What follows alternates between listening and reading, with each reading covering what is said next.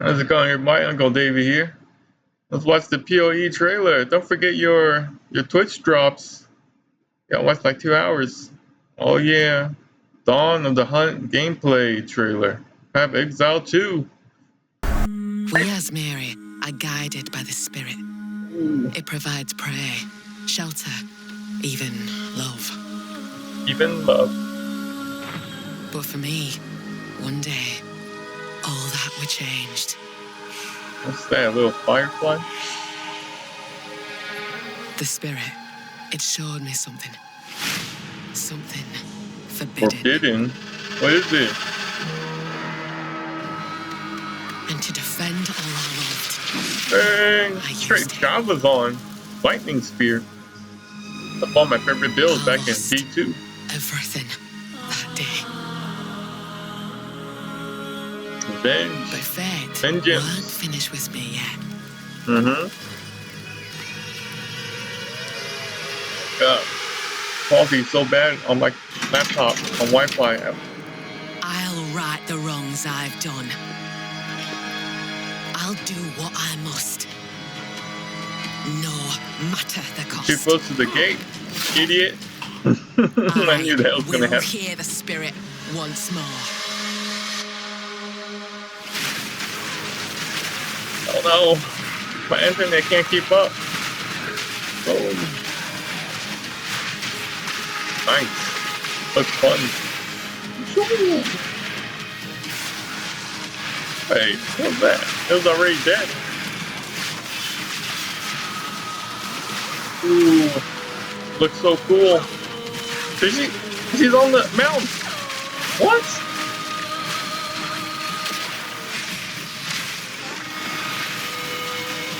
I love it. You're on the mountain. Is Miriam Wisp. They just brought the Wisp back from PoE 1. Rogue Exile. Brought Rogue Exile back too. Support gens, 100. Wow, that's crazy. 100 new uniques? No way. 100 new uniques. New in-game mechanics.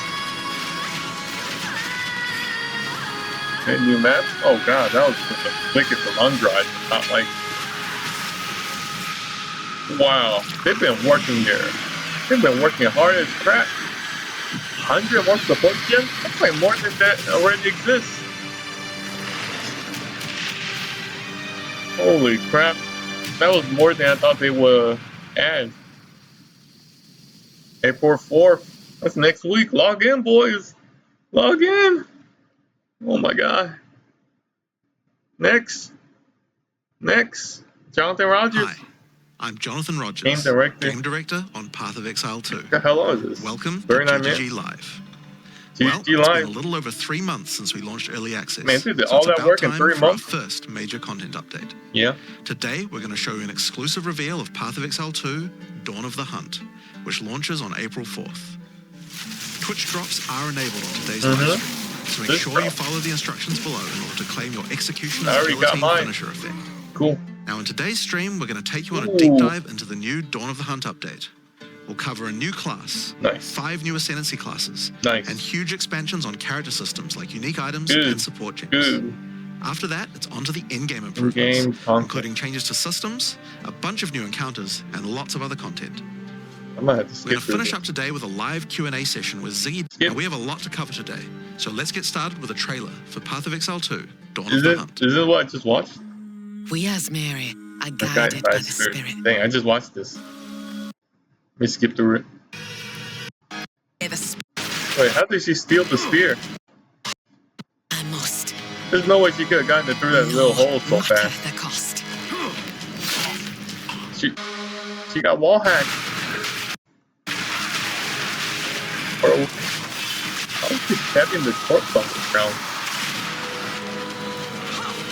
Man, the mount is so cool. Moves so fast, and she's attacking on the mount.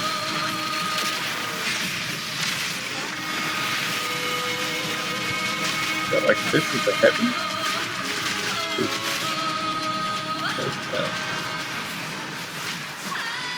Don't make me kill you. I shall bathe in your blood. It was a straight javelin ball from P2. So is that traps?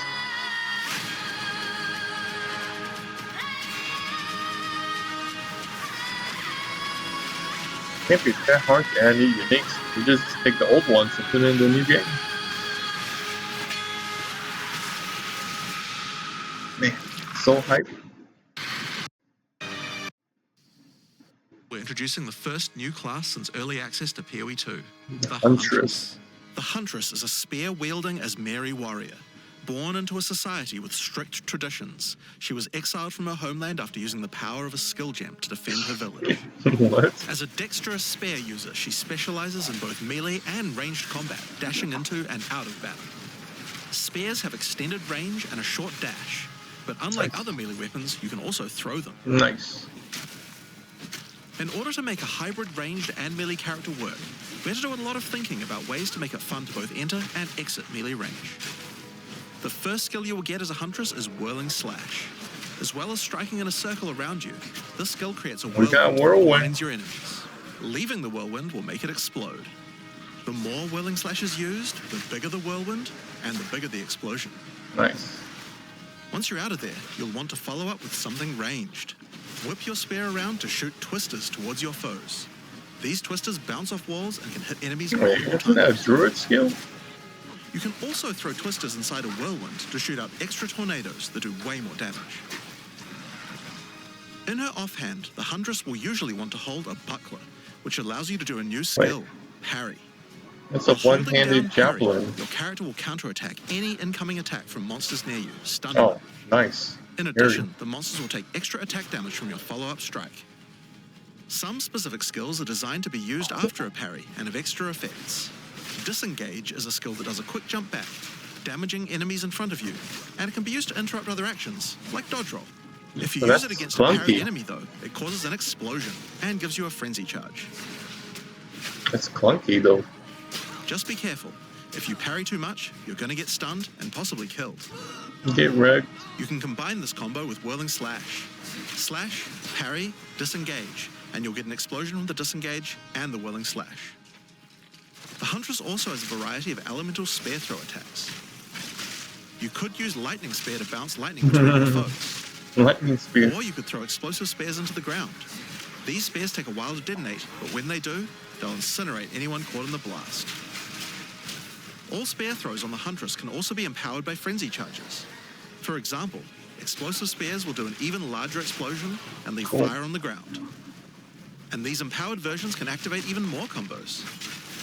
Using Whirling Slash over ground fire will suck it into the whirlwind, adding fire to the explosion. Just throwing the javelin? Using twisters inside a fire whirlwind will shoot out fire tornadoes as well. And you can do similar combos with ice and lightning too. Now, a key aspect of hunting is exhausting your foes by causing blood loss. This skill is Rake, which dashes towards your target and unleashes a deadly slash, opening up wounds on your enemies. Follow up with Disengage and watch them bleed out as they run towards you. On the health bar of monsters, you can see how much blood loss the enemy has experienced, and the Huntress has skills to take advantage of this. For example, using Blood Hunt will thrust forward and cause a bloody explosion. The more blood loss, the bigger the explosion. If you want to cause bigger bleeds, try out Rapid Assault. The final hit of this multi-hit combo will stick a spear into your enemy for a big bleed. Now, Explosive Spear and Rapid Assault both result in leaving spears behind, either in the ground or in enemies. But there are other skills that leave spears around too, like Storm Lance, that leaves an electrical spear that arcs towards enemies. But what can you do with all these spears? Detonate them, of course. Thunderous Leap will allow you to jump onto and explode any spears, either in the ground or in your enemies. All these two-hit combos. The Huntress also has the ability to work with them. While fighting any beast, you have the ability to tame it and use it as a companion. You can only have one companion at a time, but it will keep the mods that were on it. What? Try to find a rare beast with good mods to take full advantage of your ability to tame it. Is that Ray Spectre? Now, this is just the beginning of the Huntress. We've really tried to make the hybrid ranged and melee gameplay work for this class by having a huge amount of synergy between ranged and melee options. There are 22 new skills available for the Huntress. By endgame, you'll be slinging hundreds of insanely powerful spears, sending forth spirit animals and summoning the might of Solaris from the sky. Which fits in the But we heavens. still haven't talked about ascendancy classes yet. What can the Huntress ascend into? Well, the first Ascension class you could choose is the Ritualist. Okay. The Ritualist has embraced the darker side of his merry traditions by harnessing the power of animal sacrifice and plague. The Corrupted Life Force skill causes all enemies around you to grow volatile blood boils on their skin. When those enemies are slain, the boils will burst, spreading corrupted blood to all enemies around them. Okay. The Super Ritualist funky. also excels in taking advantage of magical trinkets. What? The Unfurled Finger skill allows you to equip an additional ring on a finger That's your around your ring. neck. Why can't you get 10 Taking ring Mystic slots? Attunement increases the bonuses of all the rings and amulets you Wow, have and equipped. amulets. Holy crap. Now this is one of my favorites. As the Whisper's Ask grants you a new skill, Ritual Sacrifice.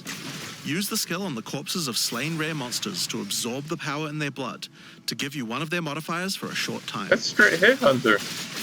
Specialize further into Ritualistic Sacrifice with As the Whispers Demand, which allows you to perform that skill on yourself instead of a corpse. Cut your own hand, sacrificing some of your own blood to empower yourself. Okay. The Amazon Ascension is for those looking to hunt more than just beasts. A bit clunky though. Trained with as the an elite slow guard to the most stab important as the merry corpse. elders, the Amazon will use more traditional fighting techniques mastered to perfection. The Predatory Instinct skill will cause you to reveal weaknesses in the defenses of rare and unique enemies, causing you to deal more damage. That's You 50% can more see those weak damage? spots That's represented on their life ridiculous. bars. While using Elemental Infusion, any charges you consume will infuse your weapon with elemental power, causing any projectile attacks to explode on impact. Oh, that's cool. The Critical Strike skill is as simple as it sounds. It takes your excess accuracy and gives it to you as critical strike chance. Okay. Additionally, you have skills like Mystic Harvest, which allows your elemental damage to leech life, and as Merry Brew to be able to use either flask to restore Okay. both life and mana. Both of those look boring. So those are the two new ascendancies for the Huntress. But those are not the only ascendancies in Dawn of the Hunt. We've added a new ascension class for 3 of the other existing classes too. Good, good. First Nice. up, for our warriors out there, we have the Smith of Kitava. The Kitava. warrior is a blacksmith in origin, taught by his father Renly. With this ascension, you can take your smithing skills to new heights by embracing power from the This is insatiable one blacksmithing in himself, the middle of Kitava. enemy territory? Right Smiths of from the Kitava enemy? are master blacksmiths and have What? the ability to forge their weapon, quite literally. Using the Against the Anvil notable skill, you can enhance your weapon with fiery destruction before any battle. After doing so, your attacks will release explosions on hit for maximum devastation.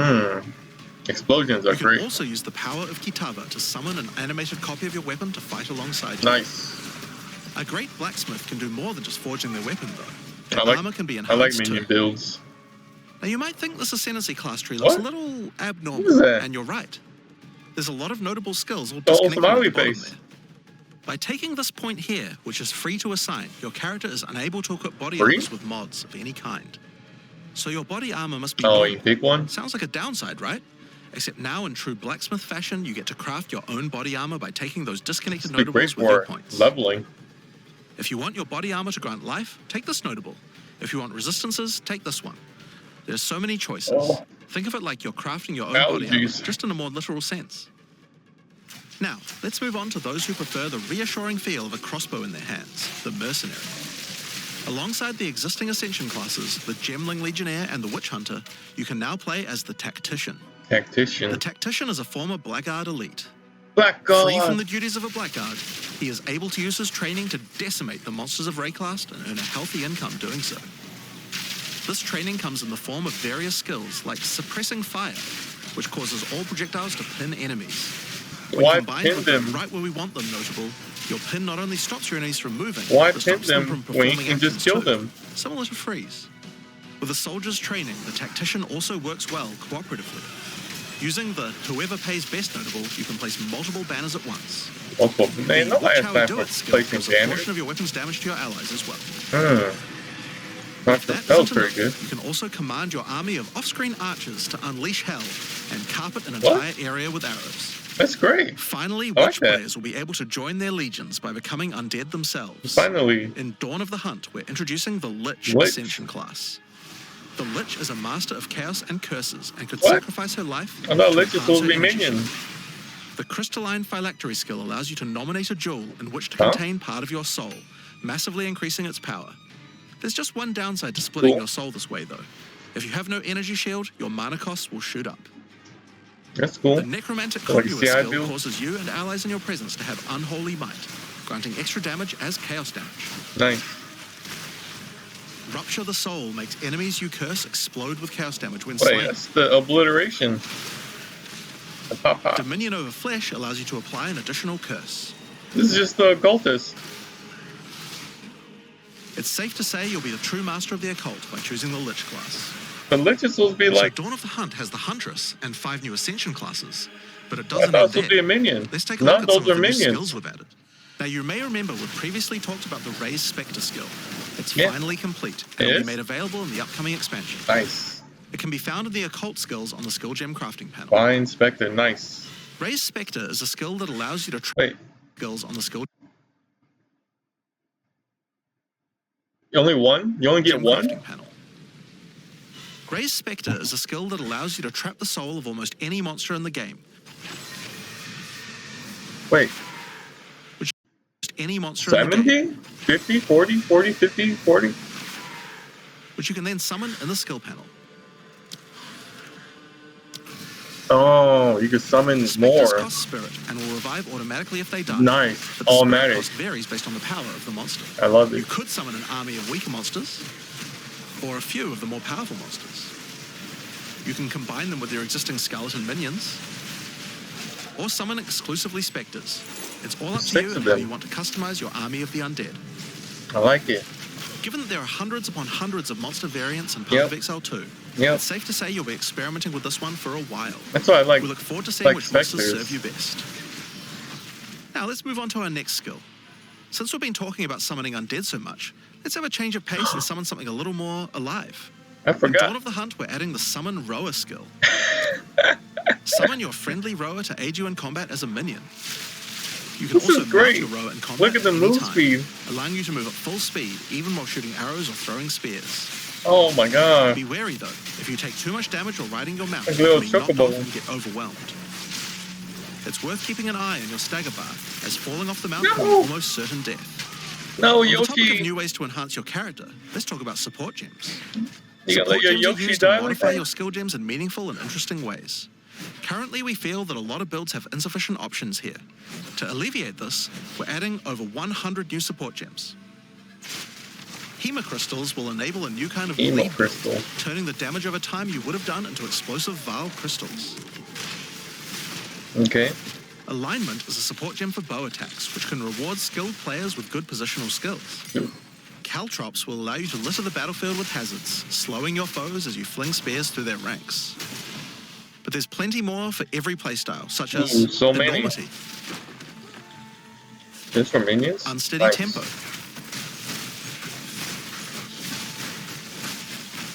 Okay. profanity, Okay. retaliate,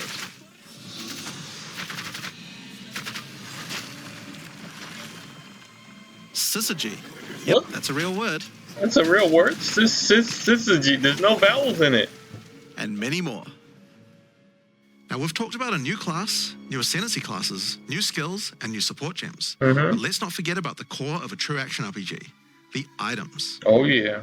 To start with, let's talk about uniques. We're adding over Rear 100 new unique items. This time, we've made sure to add uniques with a focus on mid and end-game tiers to make sure there are more exciting items to find for higher-level characters. Let's look at some examples. Embrace your inner devil with Chernobog's Pillar. Wait.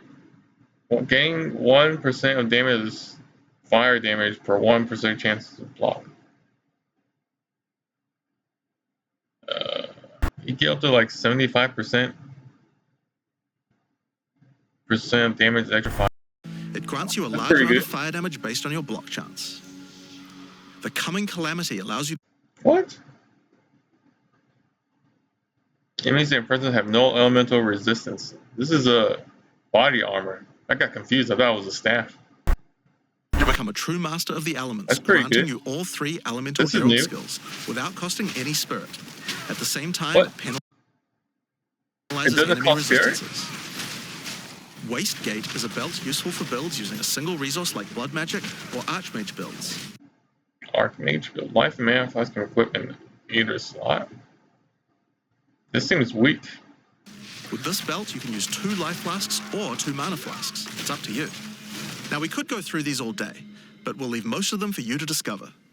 Suffice to say, though, we want there to be way more cool things to find. What's the uniqueness of the bow? Over time, our goal is to add a unique to every single base item type at a minimum, so that you can chance any base in the game. Now, given that we have type at a minimum, so that you can... Over time, our goal is to add a unique to every single base item type at a minimum, so that you can chance any base in the game.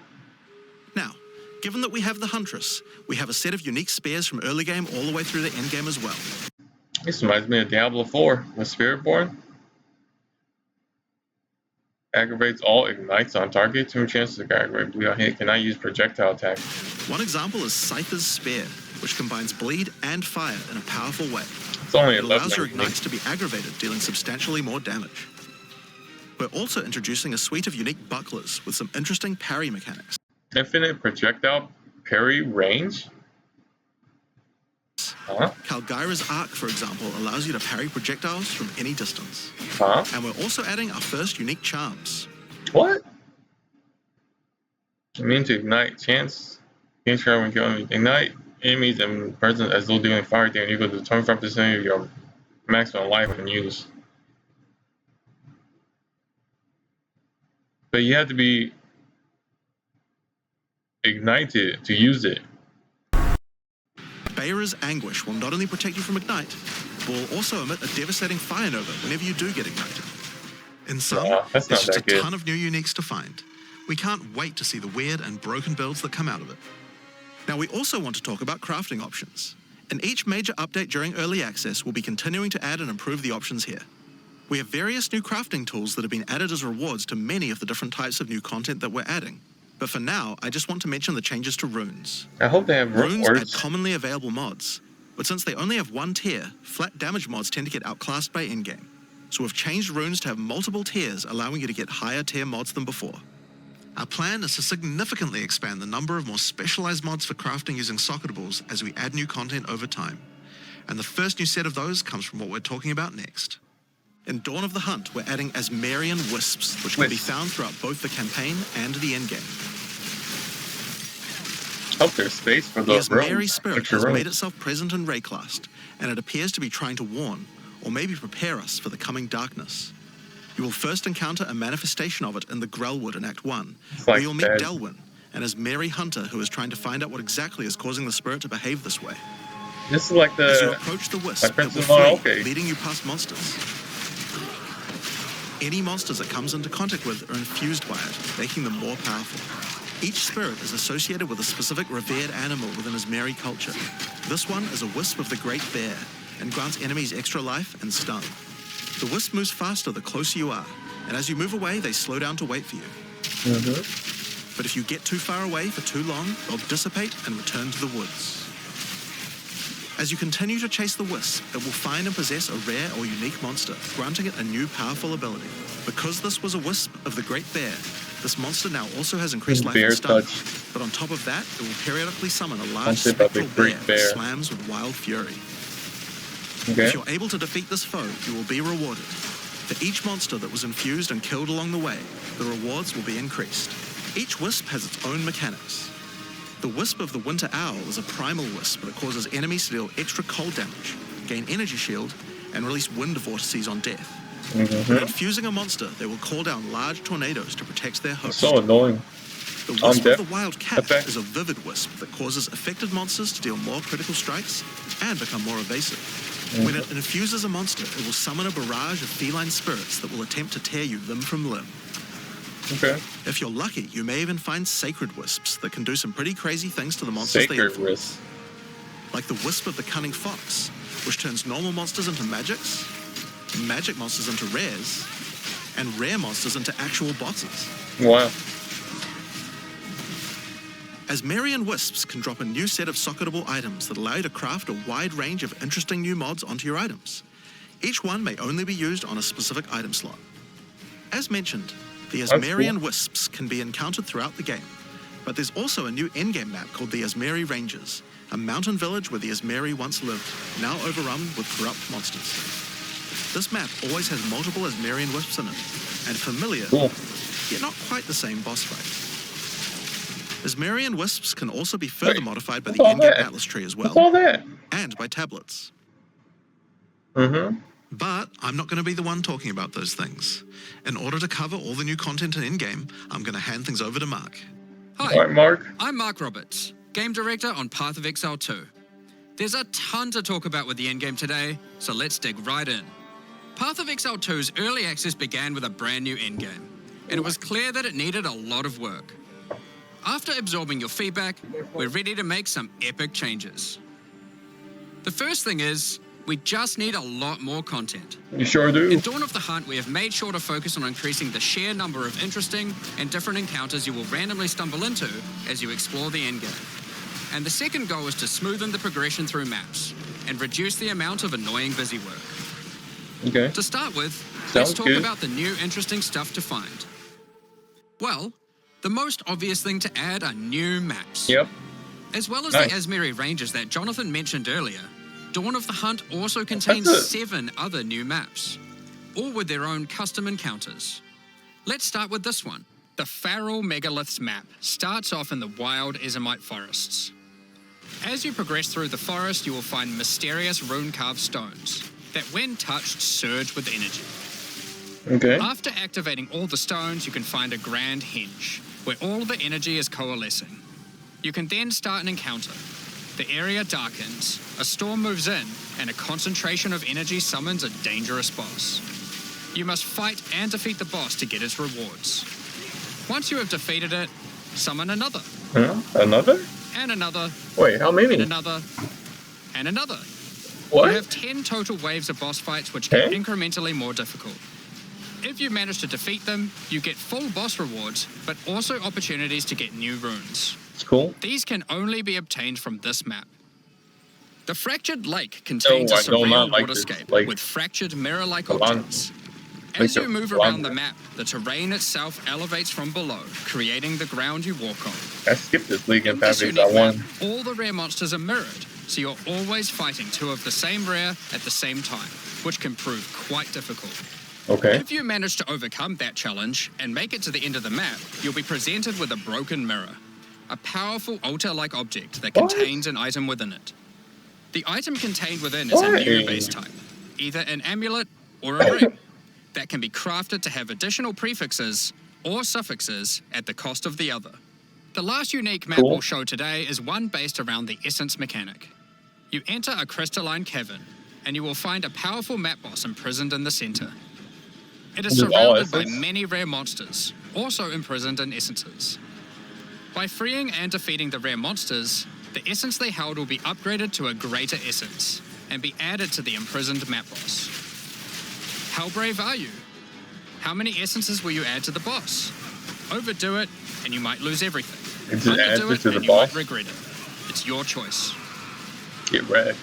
Speaking of essences, Wait, 6 portals alongside remaining. visual improvements, you're now able to apply Varlorbs to corrupt the essences with Okay. a range of unpredictable outcomes. It could increase the number of essences, re-roll all the essences to the same type, or even upgrade the essences to greater essences. Nice. What if they're already greater essences? Well, you Insanity. can upgrade those too. We have 4 new corrupted essences. Essence of Hysteria, Delirium, Copy Horror, paste. and Insanity. Each corrupted essence has its own interesting combat mechanics. For example, the essence of Insanity causes you to question even your own mind, as monsters split into shadowy clones, and you must locate the real one before a devastating icy explosion freezes everything around it. Each of these has their own crafting outcomes. The essence of Insanity can be applied to a belt. It adds a mod that will ensure the next Varlorb used on the belt Oh, will crap, the guarantee game adding too. 2 enchantments. But you lose a It's mod. worth noting, all the essences in the unique map can also be corrupted too, if you're willing to risk it. It's worth noting we have also added 10 extra Atlas passive Okay. points you can earn by completing good. 5 different unique maps. Mm.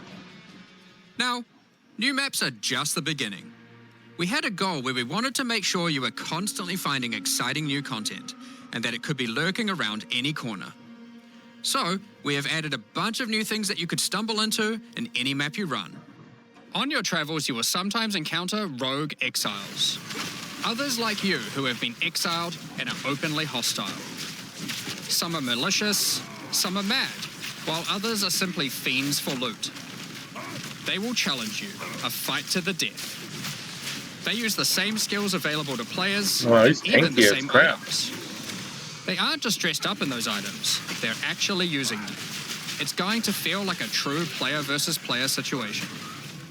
Of course, if you are able to slay these exiles, those items will all drop on the ground.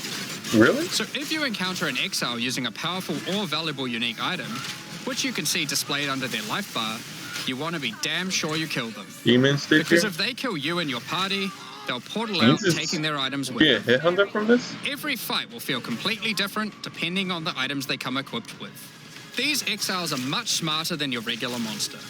They have capabilities to dodge roll, avoid your abilities with smart pathfinding, smart targeting, and much more action-packed gameplay. Fortunately, they're like you and they're not super durable. Unless, of course, they're wearing uniques like Calm's Heart, in which case, expect a longer battle. There are 12 different rogue exiles you can find, each with their own skills and personalities. Wait, do they have the same uniques? Some may insult you, while others may admire your honor in combat. Another encounter you might stumble onto in Dawn of the Hunt are one of 4 new unique strongboxes. Strongboxes are chests with modifiers. Are they new? When you try to open them, or they they just activate traps and spawn waves of monsters that you must defeat to access the loot. Let's take a look at 2 of the new unique boxes that are harder to find and behave just a little bit differently. The Ogham's Legacy Strongbox has a corpse splayed out in front of the rune-carved stone. Okay. Upon interacting with the stone, you activate Forbidden Ezomite magic, which revives the monster as a powerful rare. Contains no the other Strongbox comes with a modifier, which determines how many times it will revive that rare. Each time you defeat the monstrosity, the Strongbox revives it again, adding an extra modifier to the monster. Okay. With each resurrection, it becomes more difficult, but also more rewarding. This Strongbox is infused with thaumaturgy from ancient Fal technology. A lot of attacks. Eshel's Torment has a powerful artifact inside, and is guarded by chaos itself. Defeating the monsters will grant you a unique item, with a specific corrupted outcome. You'll have to find the other 2 for yourself to see what they do. The other one's a beetle. Now, let's talk about the introduction to the machine. endgame. Upon starting the endgame, Doriani tasks you with cleansing corruption to help restore the land. However, in practice, the quest objective just sent you on a grind to clear 15 maps. We wanted to make the quest to unlock your Atlas passives much more interesting. I'm running out of time here. Doriani is tasking you with a more specific objective. I'm running out of battery on my laptop. On the Atlas, you will find areas of corruption caused by the beast. In the center of each one, you will find a corrupted nexus, the source of the affliction. In the areas leading up to the nexus, you will notice that corruption spills out from slain enemies and amalgamates into powerful monsters. Corrupted maps existed on the Atlas before, but we've done significant work on improving these monsters. We've also done a full pass on the modifiers on these maps to make them more interesting and more rewarding. Once you reach the nexus, you will have a new task: cleanse the source of corruption. When you defeat the last rare in those maps, they will spawn one of 3 terrifying bosses, amalgamations of corruption itself. After defeating that boss, Doriani will come and cleanse the corruption for good. As the remains of the boss are purged of corruption, it coalesces into raw crystallized power, which you can use to gain points for your Atlas passive skill tree. Okay. The upgrade system that allows you to add and enhance content in your maps. We didn't stop there though. When you complete a corrupted nexus, all of the remaining surrounding corrupted maps will become cleansed maps. Cleansed maps also have new monsters, a new boss, and their own set of modifiers and rewards, including finding fracturing orbs by slaying cleansed enemies. Wow. These orbs can be used in crafting on a rare item to cause one of its modifiers to become fractured. A fractured modifier is one that cannot be modified by any means. You are able to freely modify the item, ensuring the fractured modifier will never change. If you get the right item with the right mod, it can prove to be a very powerful crafting base indeed. You must now choose So is there Do a you boss? complete all the corrupted maps and then the Nexus? Or maybe you beeline to the Nexus, complete it, and do all the remaining maps cleansed. Both have rewards to entice you and challenges to assess. Now, let's have a talk about towers. One thing we've had a lot of feedback on is the busy work around running towers and managing your tablets. The first change we've made here is that we have reduced the number of towers drastically. So there are now 1/3 as many as before, but we've made them much more powerful. Okay. To start with, tablets now inherently add twice as many mechanics. But that's not all. Running higher tier maps and towers now increases the number of mechanics applied by tablets. By tier 15, the bonus is double, allowing a single tablet to now add 4 times as many mechanics as before. So, we're running far fewer towers, dealing with fewer tablets, and affecting even more maps than before. But because there are fewer towers overlapping with each other, you won't get as many opportunities to stack different tablets. In order to solve this, we've made it so that each tower can consume up to 3 tablets at once. Oh yeah? You always get 1 slot on completing the tower, but if you can complete a tower with more mods on the waystone, you can unlock a 2nd or 3rd slot. Overall, this allows for even more juicing from towers, while drastically reducing the amount of busy work you have to do. On top of that, towers are much more interesting maps because they can now spawn with all mechanics, including bosses. Yeah. Each tower map has a new boss. Let's take a look at a couple here. The boss fight of the Alpine Ridge map has 2 powerful witches contesting for territory. One witch has an affinity for ice, the other fire. Who will win? Hopefully it's like Solaris and Lunaris. The boss of the Sinking Spire map is a remnant of the Val that has been charged with lightning. It uses a full suite of lightning abilities, but be careful. If any of them hit the surrounding constructs, they will power up. Another thing that we've seen a lot of feedback about is sustaining waystones. As we looked into it, we realized that the people who couldn't sustain waystones were dying a lot. Yep. A lot more than we had expected. And that made us realize something. During the campaign, the expectation is that you can die multiple times in order to learn how to overcome challenges. You are able to learn how the monsters behave, adapt to their skills, and eventually overcome them. But as soon as you get to the endgame, you are effectively no longer allowed to die if you want to sustain waystones. By the time you are getting towards the end of endgame, we want you to have to be careful not to die. But it certainly shouldn't be that we have such a sudden shift as you run your first maps. The first change we're making is you can now respawn and return to a map if you die. Continuing from where you left off. When you start the endgame, you get up to 6 total attempts per map. Okay. As you add more modifiers to a waystone, the number of respawns goes down. This means that as you get to the point that you're running every waystone as a rare, you will have to be more careful. In parties, everyone gets to respawn that number of times. But we still think it's important that you can kill a boss in one go. In order to allow that to happen, we've made a change so that once you start the boss fight, it changes over to the same respawning system we use for pinnacle bosses. This means that the map owner can choose to respawn everyone at the same time. Another complaint we've seen a lot of is players not wanting to do the pinnacle content because of the experience penalty from dying. A change we've made here is that all pinnacle content now no longer... It's the time to stop for now. Ooh, I'm paused. Is it still working? Man, I paused it for like 2 hours or so. We're almost at the end. Grants experience, but also no longer removes experience on death either. What do you mean no XP loss? Dawn of the Hunt also brings the first batch of Twilight Order reliquary keys from the early access supporter packs. Oh, they have reliquary keys in this too? These keys contain items selected by our supporters. They can contain any unique item found in Path of Exile 2.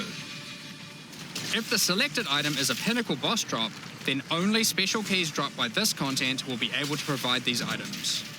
Huh? For example, Hand of Wisdom in action can only come from a key dropped by Zesht. Oh. We're also making a change that allows pinnacle boss uniques to drop at any difficulty. Rarer uniques will be rarer at lower difficulties, but still possible to find. This applies to the drop charges for the reliquary keys from this content as well. We spoke about towers and tablets earlier, but we have also added a suite of unique tablets. Nice. Each of these adds crazy interactions to the map's influenced world. Delirium, exploration. For example, this unique tablet allows you to run any map in a tower's radius without requiring connections, which can be quite useful for jumping gaps and traveling around your atlas. Or those islands. This tablet causes all runic monsters spawned during expedition encounters to be duplicated. And it weakens all expedition monsters that emerge from the ground. The Atlas tree has also been expanded, and you can find many of the new mechanics there, and improvements to existing ones too. Now, through this livestream, we have mentioned quite a few new crafting options that we've added. New runes, corrupted essences, fractured mods, and jewelry crafting bases. But we did have just one more crafting system to talk about: recombination. Expedition was the only in-game mechanic that was lacking a crafting system, so that needed to change. Recombination is a mechanic that might be familiar to some players. It's absolutely broken. It allows you to merge two items together, hoping to get the best elements of each on a single new item. This new crafting bench will be unlocked as you complete your first expedition. Easy marriage your item. Artifacts found during expeditions to fuel it.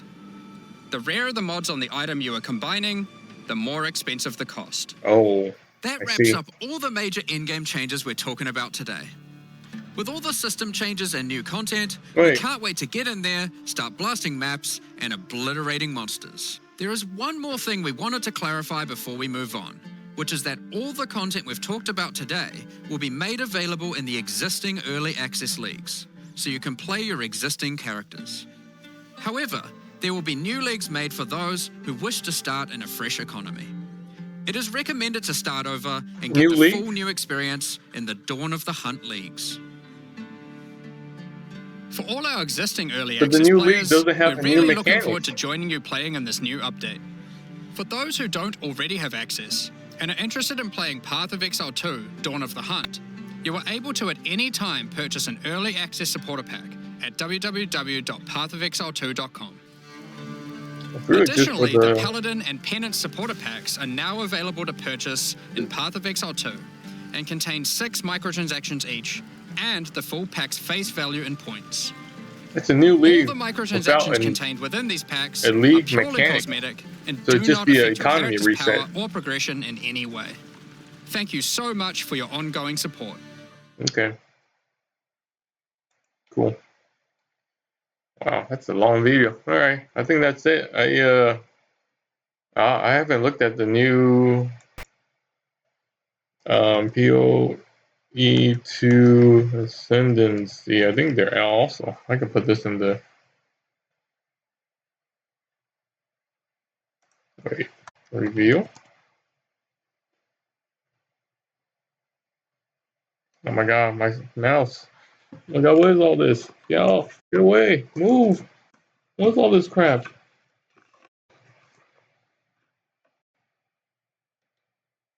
Does it work? Why is it?